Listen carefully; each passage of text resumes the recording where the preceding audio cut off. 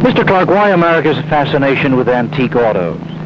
Well, I don't know, but it started about 30 years ago, and it's gone on and on and on. I thought it would get over with, but it hasn't. Now, you have a number of antique autos yourself. What do you miss in the new cars? Well, I think the main thing you miss in the new cars is the right to tell it what gear to be in and how to drive. You just sort of sit there, and if you're lucky, it goes the way you want it to. You turn the steering wheel, and nothing very definite happens. The scenery changes a little bit, that's all. They're very slow to be controlled.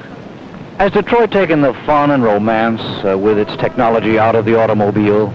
Well, I think they've taken a lot of it out of the automobile, but they perhaps put some more in. Now, you hand crank this auto. Would you miss that in a modern car? I mean, isn't it kind of fun getting out there in the middle of a deluge and cranking up the car on the country road? Well, I think there's a little sport in cranking it, but I've seen quite a few friends with fractured arms because they forgot to retard the spark, and there's no fun in that. Now, what are some of the common comments you're greeted when you drive around with these antique cars? The best comment I ever got was from a fellow who leaned out of a great big concrete mixer, and he says, "Hey, Mac, where does the cement come out?"